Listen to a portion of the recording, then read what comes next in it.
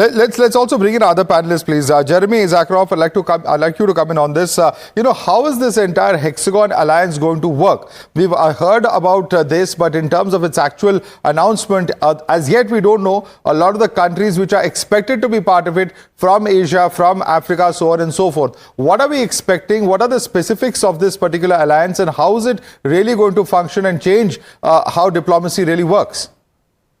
Well, I think it's, first of all of us in Israel remember fondly the visit of Prime Minister Modi in 2017, which in many ways symbolized the beginning of a very strong strategic partnership between India and Israel, which has only developed over these years. But I would like to say, before we get to the issue of the alliance, that the relationship is far broader than just only the strategic and military cooperation, which is primarily defensive in nature and reflects the mutual desire of both countries in the pursuit of stability, security, and also countering terrorism and extremism in a very changing world. And I think that over these last years, we've seen how this relationship has expanded and strengthened.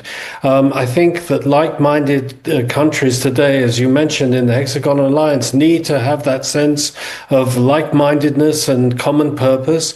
I think this is something that is very crucial to serve both countries' national security interests. I'm sure that the present visit of Prime Minister Modi will expand that relationship, that intimacy even more, but it will focus primarily, I think at this stage, on the strengthening of the bilateral alliance. And as you mentioned, a number of different issues going from military exchanges to the free trade agreement, which is absolutely incredibly important. Other issues such as agriculture are all major issues in the bilateral relationship. Right. So we look forward to seeing a very great consolidation of this relationship in this visit. Consolidation of the visit during this trip, Sushant Sareen, it is a fact that India and Israel, have a lot in common. It is a fact that the two countries' relationship has been on the up and up for the past several years. But taking it forward and joining this kind of an alliance, what are you looking at in terms of the impact of this? Sushant Sareen. So look, Madhav, as far as this alliance is concerned, I don't know whether, I think it's still a somewhat inchoate kind of an idea. But I see the principle behind it. Because let's face it, Turkey has been a thorn in the flesh of Israel as well as of India. The amount of terrorism that has come into India from Turkey under that third-rate fellow Erdogan is probably second to only what they've done with Israel or trying to do with Israel. Secondly, Pakistan. So when you look at the kind of countries that will be are proposed to be part of the Hexagon alliance, we've already been beefing up our relationship with them. With Israel, of course, over the last 10, 15 years, the relationship has gone from strength to strength.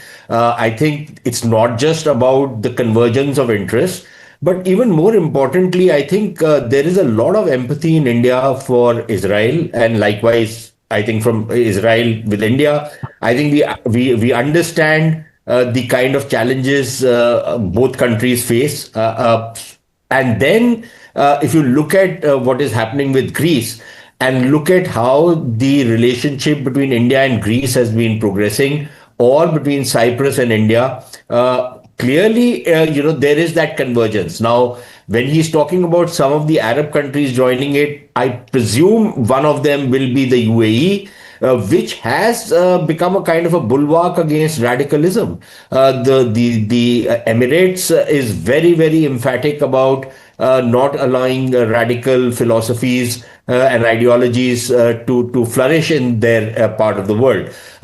The outlier in this would be Saudi Arabia. If somehow Saudi Arabia can either stay neutral or be brought in, I think then it's a slam dunk. But if Saudi Arabia was to lean in the direction of Turkey, which would be disastrous for the Saudis, or for that matter with the Pakistanis, which would again be disastrous for the Saudis, because the Pakistanis they are competitive only in polio, in AIDS, and in terrorism. There is no third thing that the Pakistanis sell to the rest of the world, apart from nuclear blackmail. So clearly, I think the Pakistanis are going to be a problem. But if the Saudis can be, won over, MBS probably does offer an opportunity to not lean in favor of the Turks and the Pakistanis. But other than that, I would imagine that this is an alliance, whatever form it takes, whatever structure it has, whatever the commitments of this alliance is, even if it's a quad kind of a grouping of countries. Right. I think it's a grouping whose time has come. Okay, it's a grouping which time has come.